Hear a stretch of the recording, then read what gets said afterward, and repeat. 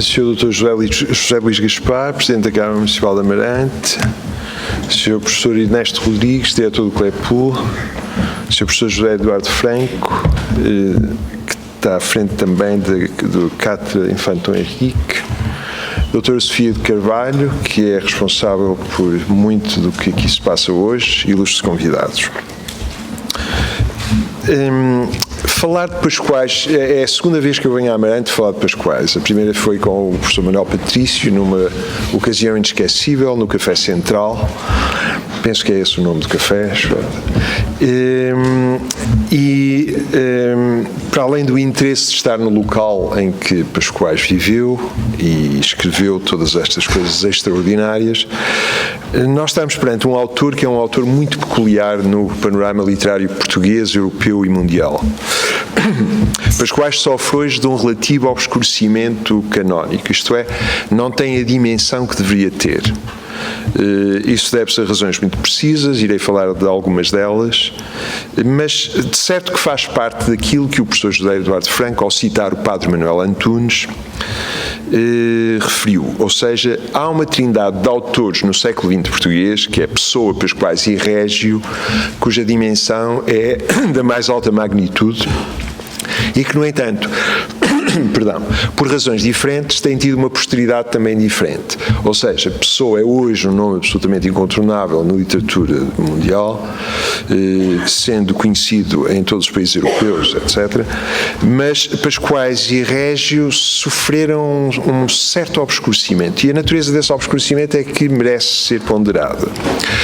No caso de Pascoais, a crítica ou os discípulos de Pascoais agrupam-se centralmente em duas famílias. Uma família é a chamada filosofia portuguesa, que elaborou a obra de Pascoais de um modo muito aturado e por vezes obsessivo, mas que reconhecia nele o teorizador de categorias centrais, como a saudade, etc. E depois há um conjunto de autores, de outros autores literários, que reconheciam em Pascoais alguém da magnitude de Pessoa. Esses autores literários que reconheciam Pascoais como da magnitude de Pessoa são alguns dos autores fundamentais do século XX português. Estou a referir-me a, por exemplo, Mário Cesarini, a Agostina Bessa Luís, Alexandre O'Neill, Sena, etc. Mas muitas vezes o reconhecimento de Pascoais era feito de um modo que merece análise, ou seja, pensava-se que Pascoais tinha uma estatura dessa natureza, isto é, próxima de Pessoa, mas que, no entanto, tinha uma dicção poética, um modo de escrever que era datado, era um modo de escrever que correspondia mais ao modo de escrever dos poetas anteriores à geração de Pessoa e Sá Carneiro, e que, portanto, escrevia, ou continuou a escrever, como se Pessoa e Sá Carneiro e o modernismo, o chamado modernismo, não tivesse tido lugar. E esta sua dicção datada e de certo modo exausta seria a razão porque de algum modo ele perdeu o fogo. Isto é um argumento conhecido que consiste em, ao analisar um autor, dizer que esse autor realmente não está com os seus contemporâneos, mas está com uma geração que precede os seus contemporâneos e é por isso afetada por esse lapso geracional. O mesmo tipo de argumento se fez, por exemplo, sobre José Régio. Ou seja, há um ensaio muito célebre, que é um dos mais interessantes e mais importantes ensaios de crítica literária publicados em português no século XX, que é um ensaio de Eduardo Lourenço, que foi muito influente e que justamente também disse que Régio e Torga escreviam como se Pessoa e Mário de Sá Carneiro não tivessem tido lugar e que, portanto, pertenciam a uma geração anterior à de Pessoa e de Mário de Sá Carneiro.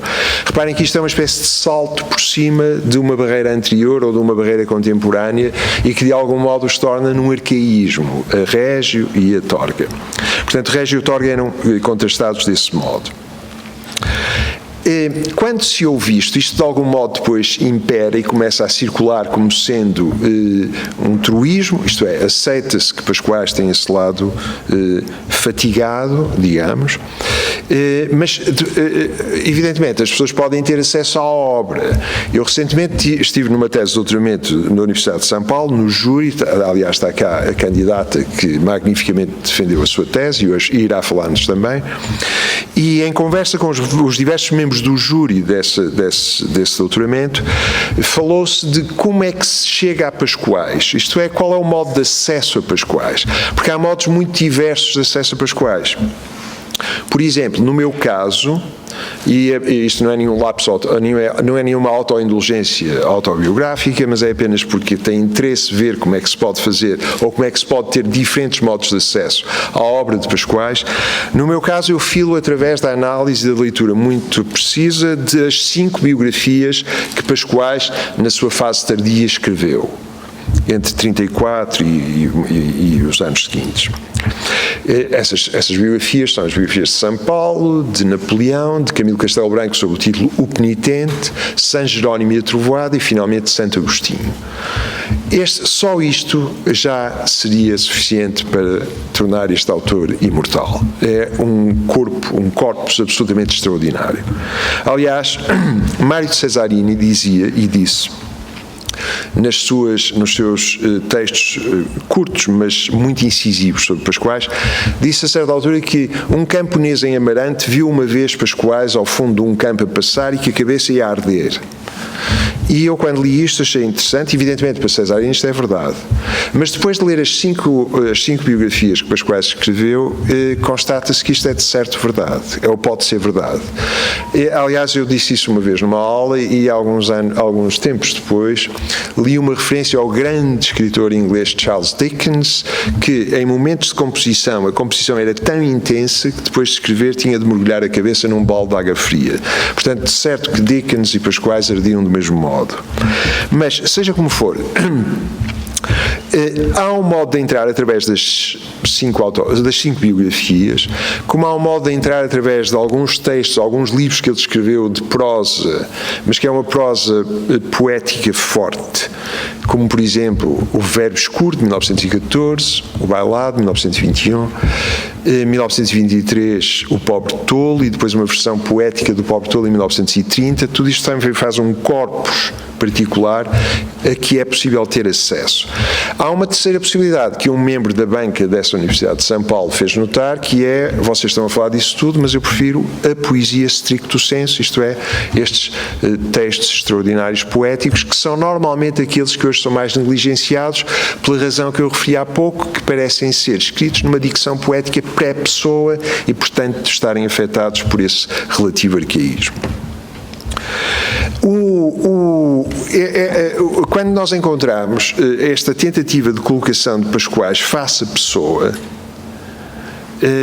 eu já irei falar desta relação muito brevemente, mas quando encontramos, por exemplo, Eduardo Lourenço a fazer o mesmo em relação a Régis Torga, dizendo que Régis Torga precede em Pessoa e Mário de Sá Carneiro e, portanto, também de algum modo estão afetados por este desencontro cronológico, quando nós lemos isto, nós estamos a encontrar tentativas de distribuir o cânon sendo a lista de autores dignos de se ler na sua força precisa e nas suas relações precisas. Mas isto não é uma coisa que aconteça, evidentemente, só em Portugal. Isto é, por exemplo, eu vou dar um exemplo agora de outra literatura para que se perceba que isto pode acontecer. Nos últimos 30, 40 anos, o poeta britânico, o poeta inglês mais influente foi, de certo, Philip Larkin. E este poeta inglês, a certa altura, a Oxford University Press encomendou-lhe uma antologia da poesia britânica, da poesia inglesa, melhor, da poesia inglesa do século XX. E o Philip Larkin passou vários anos a ler toda a poesia do século XX em inglês para criar esta antologia que foi publicada em 1973. A antologia foi altamente criticada por várias razões, mas é uma antologia interessantíssima, muito idiosincrática, porque a escolha dele reflete naturalmente um modo de olhar para este corpus que não é o habitual. E, portanto, por exemplo, quando se esperaria que o poeta central desta tradição no século XX fosse o T.S. Eliot, que é o grande poeta de origem americana que habitualmente se coloca nessa posição central, ou William Butler Yeats, o grande poeta irlandês, que é o competidor natural de Eliot. Não foi isso que Larkin fez. Larkin colocou em posição central um poeta que foi romancista até aos 60 anos e que só a partir dos 60 anos é que começou a escrever poesia e, portanto, da prosa passou à poesia, que é Thomas Hardy.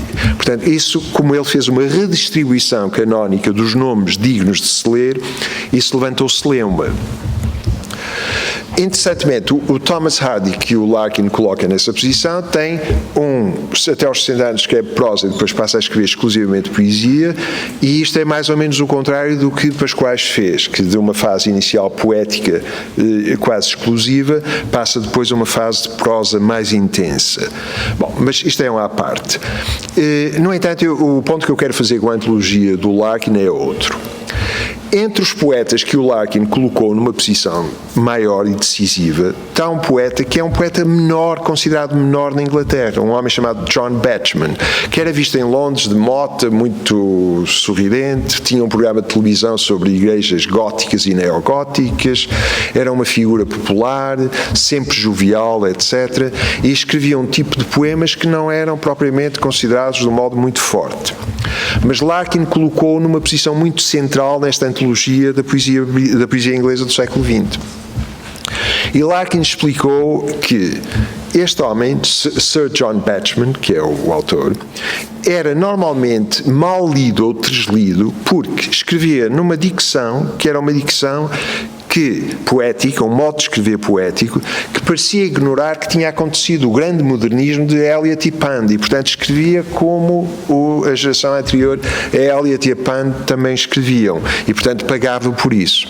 Reparem que é o mesmo mecanismo que nós encontramos aqui nas pessoas que dizem que Régio e Torga escrevem como se Pessoa e Mário de Sá Carneiro não tivessem existido, e é também aquilo que muita gente diz em relação a Pascoais, que Pascoais de algum modo passou ao lado do modernismo e, portanto, sofre por isso. Mas, evidentemente, isto levanta a questão de saber o que é a literatura, porque se a literatura é estar à la paz com o último acontecimento ou com a última dicção dominante num certo tipo, então, com certeza, esse é o critério. Mas, Pascoais, lido e de um modo mais próximo, nós percebemos que a melhor descrição de Pascoais, talvez a melhor descrição de Pascoais, é, interessantemente, de Fernando Pessoa. Porque Fernando Pessoa, quando começou a escrever, e a sua primeira publicação é em 1912, uma série de ensaios críticos em A Águia, órgão da Renascença Portuguesa, então dirigido por Teixeira de Pascoais, Fernando Pessoa sabia exatamente a dimensão de Pascoais. Ou seja, Fernando Pessoa sabia que Pascoais era o único contemporâneo com quem tinha de medir-se. E realmente a relação entre Pessoa e Pascoais é decisiva para Pessoa. Ou seja, no heterónimo central de Pessoa, Alberto Queiro, no Guardador de Rebanhos, o poema 28 é um poema que é todo contra Pascoais. E é todo contra Pascoais porque Queiro acha, Queiro fala de há poetas. Diz Queiro, há poetas, eu não estou a citar verbatim, não estou a dizer exatamente como o verso corre, mas diz Queiro, há poetas que dizem que as pedras choram, as pedras sentem, etc. E Queiro contra isso diz, mas isto é absurdo, as pedras não choram porque não têm sentimentos, uma pedra é uma pedra, não é mais nada. Isto é Alberto Queiro. Alberto Queiro está a atacar Pascoais porque Pascoais, segundo Alberto Queiro, segundo Pessoa Alberto Queiro, teria uma posição face ao objeto de que fala, face à natureza, face aos objetos naturais, que seria uma forma de patologia, ou seja, uma pedra não tem sentimentos, mas Pascoais diz que a pedra, por exemplo, tem uma interioridade densa. E isto é como se Pascoais estivesse a atribuir a uma coisa inanimada sentimentos que são próprios dos humanos. E isto é uma forma de abuso, diz Pessoa. Pessoa estava a socorrer-se aqui de um grande escritor vitoriano inglês que tinha realmente descrito isto.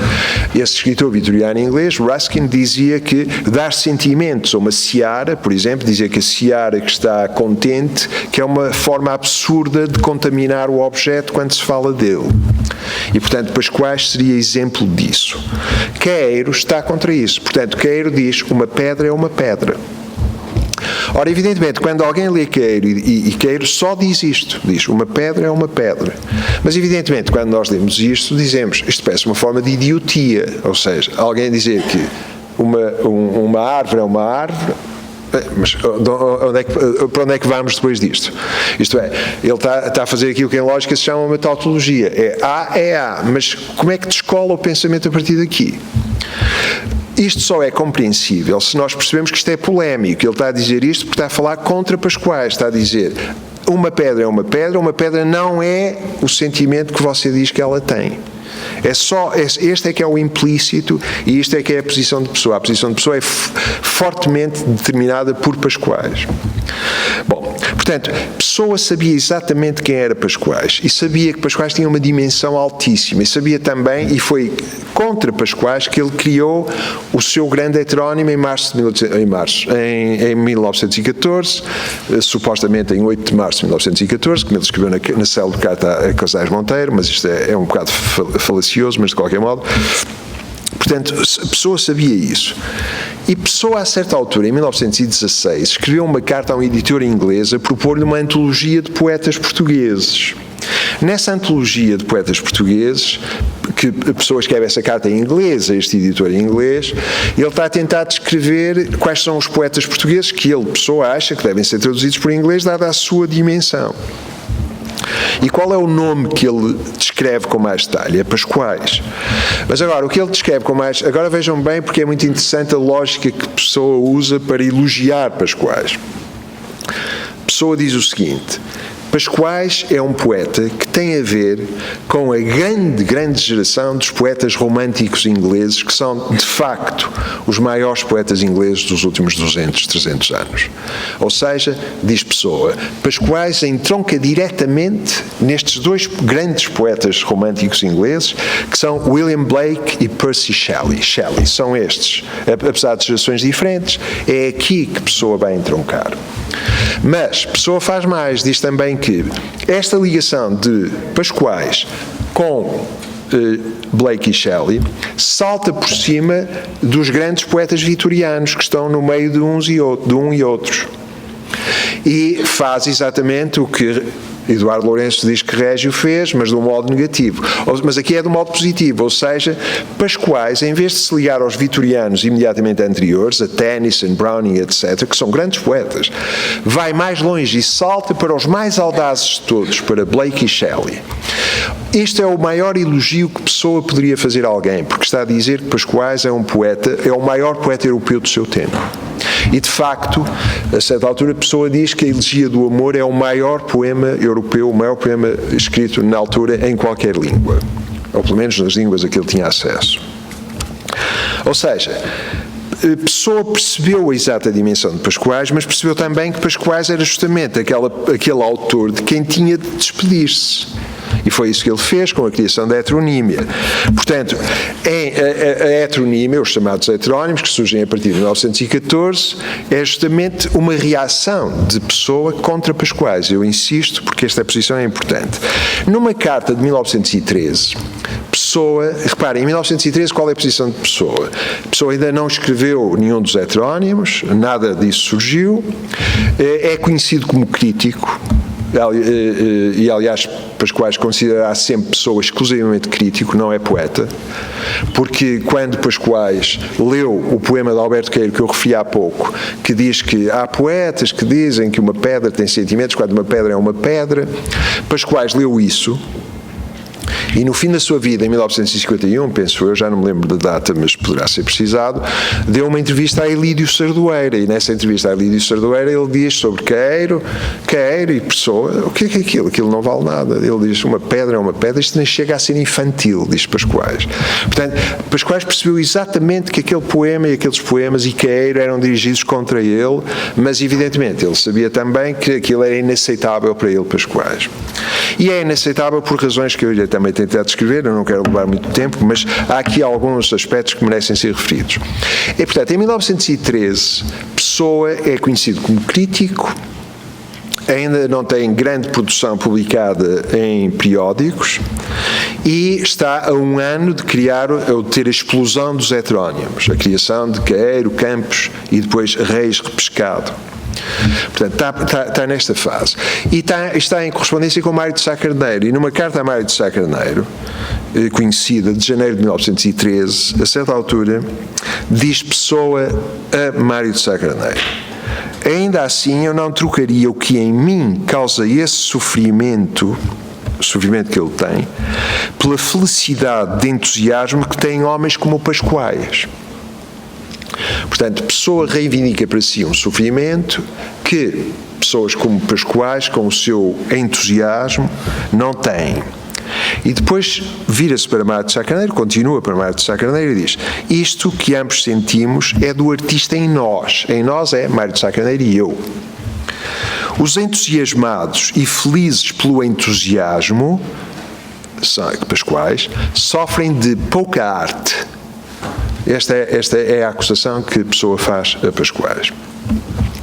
Esta frase, os entusiasmados e felizes pelo entusiasmo sofrem de pouca arte, que é curta, merece, no entanto, uma breve análise, porque o que Pessoa está a dizer a Mário de Sá Carneiro é justamente aquilo que depois os críticos mais tarde vão dizer que Pascoais escreve num idioma que parece não artístico, parece não poético, parece uma água demasiado límpida. E isso, para Pessoa e Sá Carneiro, que estão interessados nas grandes vanguardas europeias, nos grandes movimentos modernistas, isto não é aceitável. Aliás, a poesia moderna, neste tempo, está a adquirir uma obscuridade quase deliberada. E contra esta obscuridade quase deliberada, esta aparente simplicidade de Pascoais parece uma água demasiado límpida. Mas ele descreve Pascoais como entusiasmado, diz ele, os entusiasmados e felizes pelo entusiasmo que tem. Pessoa, naturalmente, é um autor muito erudito e sabe que entusiasmo quer dizer inundado por Deus, e é isso que ele está a falar. Ele está a dizer que, no caso de Pascoais caracteriza-se pela exuberância profética. Ele fala como se fosse um profeta do Velho Testamento, às vezes. E está é como se estivesse inundado por uma divindade. Mas isto para Pessoa, isto que faz parte de uma certa posição, ou de uma certa posição romântica no melhor sentido do termo, alto-romântica, para Pessoa neste momento é pouco aceitável. Ele quer deflacionar isto e então ataca a pouca arte que Pascoais teria. Pascoais, no entanto, e agora em que é que consiste esta exuberância profética de Pascoais? E em que é que consiste a sua posição em relação ao romantismo? Porque eu acabo de descrever, ou melhor, Pessoa acaba de descrever, na descrição que eu sintetizei, Pascoais como ligando-se aos grandes românticos ingleses, que são os poetas que ainda hoje não são completamente domesticáveis, ainda hoje estão à frente de qualquer intérprete. Mas Pascoais sabia exatamente que era esse o seu espaço. E sabia também que o romantismo português não era grande coisa. Realmente Manuel Antunes tem toda a razão. Se há um romântico em Portugal, é o único e o maior, mas seria o maior mesmo que houvesse muitos, é Pascoais. Pascoais sabia o que é o romantismo em português. Se formos a uma história literária portuguesa, habitualmente fala-se de Herculano, de Garrett, etc. Eu agora vou citar um passo de Pascoais que é caracteristicamente bruto, mas de que eu gosto. Aliás, é caracteristicamente bruto, porque tem um lado que eu gosto também, porque sou do Norte, em que ele diz assim, diz Pascoais: Herculano, Castilho e Garrett, para os habitantes do Porto, eram o Chor Herculano, o Chor António e o Chor João. E Pascoais explica porquê. É assim que falam aos porcos as camponesas, tratam-nos por senhor. Portanto, a violência de Pascoais contra este romantismo, que era um romantismo de que ele percebia os limites, é de uma violência extraordinária. Mas realmente o que caracteriza Pascoais é alguma coisa que o torna não apenas singular, mas único em toda a literatura portuguesa, e excede Pessoa nisso, que é a audácia especulativa, a audácia intelectual, a audácia profética. Ou seja, as posições que Pascoais toma desse ponto de vista não são sequer próximas ou aproximadas por mais ninguém. Agora gostava de acabar tentando sintetizar muito disto. Eu não sei como é que está o meu tempo, mas de qualquer modo não quero de modo nenhum amassá-los, mas eu gostaria só de chamar a atenção para uma coisa. Em 1958, a grande escritora portuguesa, Agostina Bessa Luís, escreveu um romance que é um roman à clé. Eu não estou a falar francês para impressioná-los, mas porque é um termo técnico. Um roman à clé é um romance em que as personagens são pessoas reais, que aparecem agora camufladas com o nome de uma personagem fictícia. Esse romance, O Susto, de 1958, é um romance sobre Teixeira de Pascoais. Aliás, esse romance, em 1958, levou a que, em 1959, João Teixeira de Vasconcelos, irmã do poeta, tivesse respondido a Agostina Bessa Luís com uma carta aberta, declarando que era completamente inadmissível o modo como ela, no romance, tinha retratado a família de Pascoais. E estou certo que, do ponto de vista de João Teixeira de Vasconcelos, há aqui motivos para isso. Mas, evidentemente, o que me interessa agora é outra coisa e não vou deter-me aí. A Agostina Bessa Luís respondeu em 1959, tiveram uma polémica, penso que no Comércio do Porto, não estou certo qual foi o Jornal do Porto em que isto teve lugar, ou no Jornal de Notícias, foi um dos dois. Respondeu, e aliás respondeu com uma agressividade muito grande, a João Teixeira de Vasconcelos. E essa correspondência de Agostina Bessa Luís com João Teixeira de Vasconcelos foi objeto de uma troca de cartas entre Agostina Bessa Luís e um autor que ela admirava muito e com quem se correspondia na altura, que é José Régio. E José Régio, de um modo muito polido, eu acho que às vezes a Agostina excede-se, diz só assim uma coisa, e a Agostina não gostou nada e respondeu com uma carta muito longa sobre Sócrates e sobre a necessidade de, quando alguém nos ataca, lhe açapar, é a palavra que ela usa. E, portanto, isto levou aqui a uma polémica. Mas O Susto, esse romance, que a família de Pascoais realmente, de que a família de Pascoais não gostou nada, é um romance admirável, é um romance extraordinário. E aqui há uns anos eu decidi lê-lo com alguma atenção. Mas não é apenas Pascoais que aparece nesse romance. Uma outra personagem que lá aparece é Fernando Pessoa. E a relação entre Fernando Pessoa e Teixeira de Pascoais, tal como descrita em O Susto, é, do meu ponto de vista, a descrição mais extraordinária da relação entre os dois autores que eu li até hoje. Porque ela diz a certa altura, e eu num texto que escrevi fiz uma longa nota de rodapé sobre isso. Essa longa nota de rodapé deveria ter sido um capítulo, até um livro, mas não há tempo para mais, quando se tem outro tipo de tarefas a fazer. Mas o que é certo é que Agostina descreve essa relação entre os dois, e há qualquer coisa de gênio nessa descrição de Agostina, porque ela percebeu, e ela não tinha a evidência que nós temos hoje, porque nós temos hoje todos os inéditos de Pessoa que foram publicados, temos muita coisa que foi publicada entretanto, mas ela não tinha em 58. Aquilo que ela tinha em 58 era a edição da Ática de Fernando Pessoa, onde ela leu várias coisas, e tinha o Pascoais, que ela tinha lido sempre, porque realmente, se falarmos em termos de relação entre autores, Agostina Bessa Luís é uma discípula de Pascoais. Agostina de Bessa Luís sai completamente de Pascoais. E isto é extraordinário, porque Pascoais, estávamos a falar há pouco de Pascoais saltar sobre Pessoa e Sá Carneiro, ou dizem que faz isso, para encontrar uma dicção poética pré-Pessoa Pessoa e Sá Carneiro, mas, no entanto, para a frente ele é decisivo, porque autores como Agostina, Cesarini, etc., ligam-se centralmente a Pascoais. Pascoais é a matriz disso. No caso de Cesarini é um pouco escolhido, ele escolhe Pascoais como precursor, como predecessor, é uma escolha própria, e portanto este ponto é um bocado mais ténue, mas no caso de Agostina não é, no caso de Agostina ela sai completamente armada de Pascoais, com algumas diferenças, mas não tenho tempo agora para dizer isso. Bom, seja como for, no romance O Susto, ela descreve a relação entre Pascoais e Pessoa, e diz assim: eram quase inimigos formais, mas não prescindiam um do outro. E ela acha que há uma relação quase de ódio por vezes, mas de uma fixação entre ambos. E, a certa altura, ela põe os dois a conversar. E faz uma coisa que eu acho maravilhosa, que é, Agostina cria um verso de Pessoa, que eu acho que é um verso apócrifo, inventado por ela, que não é um verso de Pessoa, pelo menos eu nunca ouvi em lado nenhum. Mas ela põe Pascoais a dizer a Pessoa: o seu poema de... E agora vem a citação do tal poema que Pessoa teria escrito e de que Pascoais... Diz Pascoais a Pessoa: o seu poema de O canavial que está do lado esquerdo, é o verso de Pessoa que Pascoais cita.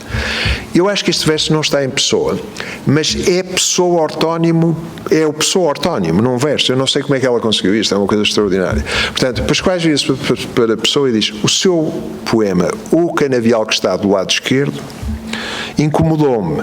Você não faz poesia, sacrifica-se a ela, diz Pascoais a Pessoa. E a Pessoa responde: muda o meu canavial um bocado mais para a direita, se você quiser. Não se aborreça com isso. E depois explica: eu trabalho com a técnica, diz Pessoa para Pascoais. Você usa a inspiração. Este é o contraste. Reparem, eu trabalho com a técnica, você usa a inspiração. Este era o contraste que os críticos todos dizem, que é justamente aquilo de que Pascoais faz um bypass, que é dessa técnica modernista, saltando para a inspiração plena e flagrante. E depois continua, a Pessoa para Pascoais: tem uma técnica japonesa, sábia, depurada, expoente de 1000 anos de maceração metafísica e perfeitamente desavergonhada. O desavergonhado tinha a ver com esta revelação de si mesmo em excesso. Portanto, a Agostina surpreende esta relação e sabe que esta relação era decisiva. Mas, do meu ponto de vista, a relação é assimétrica. Eu já vou tentar explicar isso quando estiver a concluir. Antes de concluir, no entanto, e antes de explicar a assimetria dessa relação, gostava também de chamar a atenção para um outro aspecto no livro, que é, lembram-se que Pessoa tinha escrito a Mário de Sá Carneiro dizendo que Pascoais sofre de pouca arte. Pouca arte é justamente esta ausência dessa técnica modernista que ele, Pessoa e Mário de Sá Carneiro ativamente buscariam. Mas Agostina percebe esse tipo de crítica, porque realmente Pascoais é um autor muito difícil de ler. Ou seja, uma pessoa começa a ler aqueles poemas, que são límpidos, mas a certa altura, se não perceber, e isto é crucial, isto é realmente crucial, se não perceber que há um sistema de Pascoais que presida tudo o que é escrito, e esse sistema é um sistema muito complexo, é um sistema gnóstico, marcionita, maniqueu, uma coisa muito, muito complexa, e de um ponto de vista teológico altamente herética, aquilo realmente é só heresias, de um ponto de vista normativo, cristão. Se não se perceber este sistema, aquilo é muito difícil. Porque, por exemplo, quando aparece lá a palavra nuvem não quer dizer nuvem. A palavra nuvem está lá porque faz parte de uma coisa binária com Penedo. Nuvem o pensa Penedo. Estão a ver? E se não se perceber estas relações, as palavras são muito precisas. É por isso que quem diz que Pascoais sofre da tal dicção assim imprecisa, não faz ideia do que está a dizer, porque desconhece esse sistema que presida tudo isto. Aliás, esse sistema é qualquer coisa de absolutamente extraordinário. Ou seja, como é que alguém, vivendo em Amarante, apesar de ter uma grande biblioteca, consegue fazer um sistema que é um sistema tão complexo e tão preciso que só encontra eco em algumas elaborações críticas de outra época e mais à frente feitas noutros lugares. Eu dou um exemplo, mas aqui só dou um exemplo, é um exemplo que aliás tentei tratar, mas ainda não tratei com a exaustividade necessária, que é esta.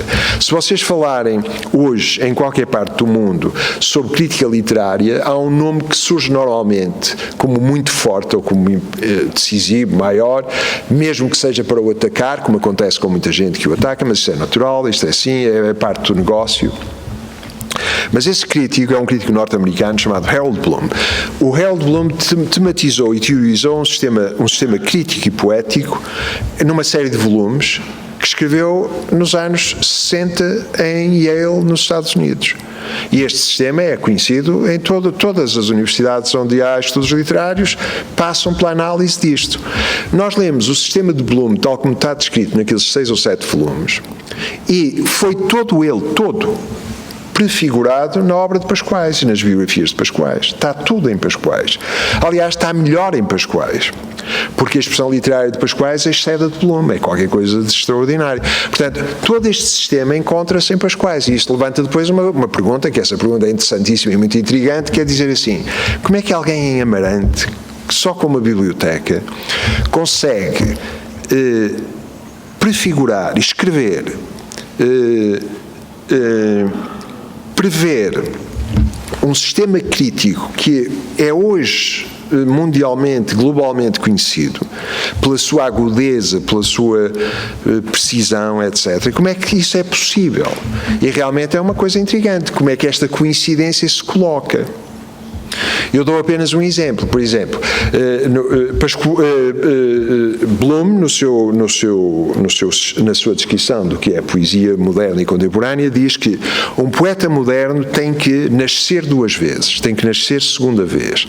Isto é um tópico nietzscheano, mas Bloom faz muito disso. E fala também da relação, que é a relação sempre entre um poeta que está a ser considerado, e a relação que ele tem com a anterioridade, com a figura anterior com que se afronta e que tem de confrontar. Pascoais, nas suas biografias, descreve Deus Pai como uma figura repulsiva e faz o elogio do filho. O filho contra o pai. É exatamente a mesma posição. Só que Pascoais fala com muito mais brilho. Isto é extraordinário. A minha teoria é muito simples. É que, no caso de Bloom, o sistema vem de uma leitura muito, muito precisa dos grandes poetas românticos, e no caso de Pascoais, o seu sistema vem também da elaboração dos grandes poetas românticos que o Pessoa tinha descrito como sendo o que Pascoais faz, e Pessoa tinha razão deste ponto de vista. Realmente, Pascoais pertence à família dos grandes poetas românticos, dos maiores, daqueles que nunca foram excedidos, como Blake, Shelley, etc, etc. Portanto, há aqui alguma coisa, no caso de Pascoais, que nos leva a pensar que está tudo por fazer, mas isso é a melhor coisa que pode acontecer. É um autor que tem à sua frente todo um trabalho crítico a fazer, que é um trabalho extensíssimo, exaustivo e interessantíssimo. Eu gostava só de acabar com duas observações, e que é isto. Há um livro de Pascoais, que é um livro que eu neste momento estou a fazer neste momento um seminário, e estava a tratar, incluí um livro de Pascoais na lista de leituras, que é O Pobre Tolo. E o Pobre Tolo é uma figuração do que é o poeta. Isto é, o que é o poeta, o que é a identidade poética para Pascoais? O que é a figura do poeta para Pascoais? E nós podemos pensar assim: se Pascoais tem uma ideia tão alta do que é a poesia, se tem uma ideia tão alta do que é a literatura, se para Pascoais a literatura e a poesia são indistinguíveis da religião, são indistinguíveis de uma dimensão metafísica e mitopoética, tudo aquilo é a mesma coisa. Para Pascoais, religião, literatura, é tudo a mesma coisa. E é tudo a mesma coisa na cabeça de uma pessoa singular que é ele, que afronta tudo, os deuses, os anjos, os demónios, tudo. E no Pobre Tolo ele faz uma figuração do que é o poeta, do que é a identidade poética. Qual é a caracterização que ele faz do poeta?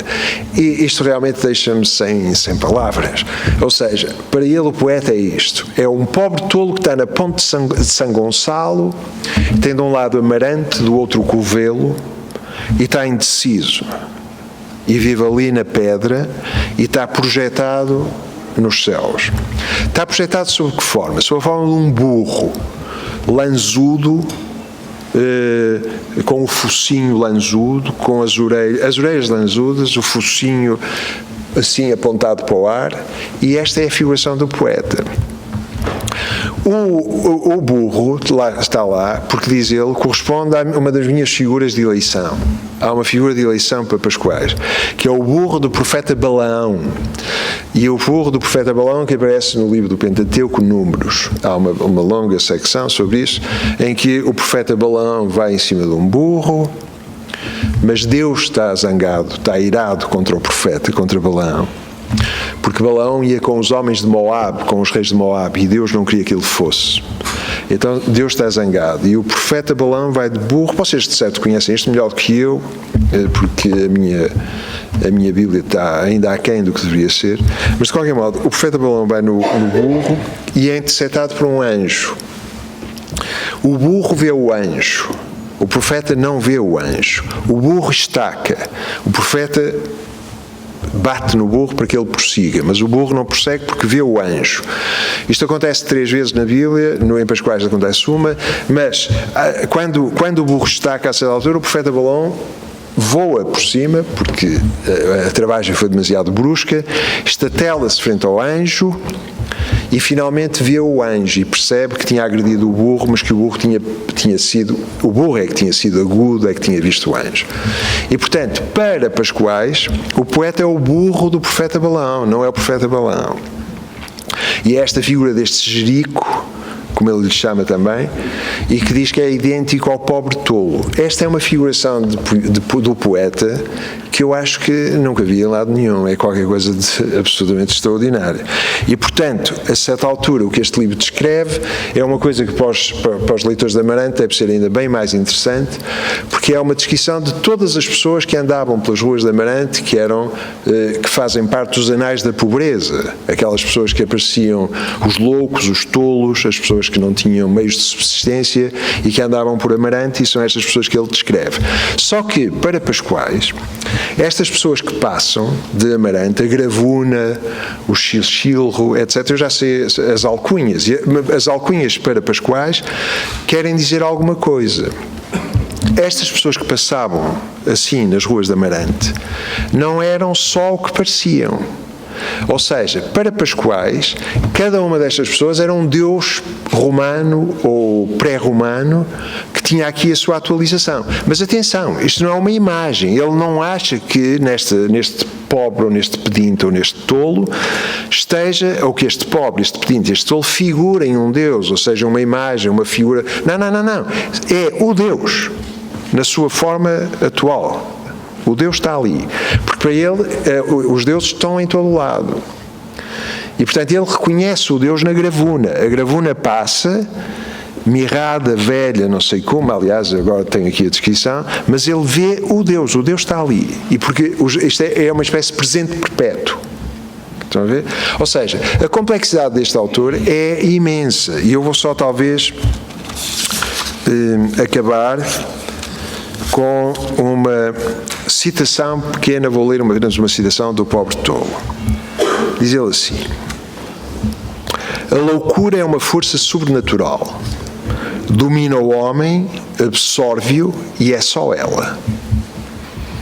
Vede-a, lá vai, coberta de farrapos, e agora vem uma destas pedintes de Amarante, com uma rosa na trança negra e revolta, uma rosa vermelha, um grito de sangue a arder nas trevas. Lá vai a rir e a falar alto, é a doida de Fregim, e o seu cortejo de fantasmas que a rodeia e mal a deixa caminhar. Abre passagem, clamando, gesticulando, nascida de um pesadelo, divaga em pleno caos. Conhece a origem do mundo e foi amante de Lucrécio, o grande poeta romano. Quando ele diz que foi amante de Lucrécia, ele quer dizer foi amante de Lucrécia. Não quer dizer poderia ter sido, ou não, ela foi amante de Lucrécia. A sua presença desta louca de Fregim, espectraliza as coisas e as pessoas. E agora, o que é que acontece a Amarante? A vila ganha enormes dimensões, diz-se-á construída em fumo pela aragem. É uma Londres fabulosa. O templo de São Gonçalo baloiça no ar e todas as casas dançam em volta dele com as janelas espantadas. Há lívidas caretas nas varandas do clube, calvas luzidias de aflição, narizes congelados de terror, porque Amarante dança como uma Londres fabulosa. Chocam-se as bolas de um bilhar, duas à preta, alguém diz. Eis o comentário lançado à margem das Escrituras. Ou seja, a capacidade visionária disto faz com que Amarante seja uma Londres fabulosa. E isto é sistemático em Pascoais. Nós estamos a ler um autor que é um autor cuja capacidade visionária é inexcedível. É uma honra para Amarante ter um filho assim. Obrigado.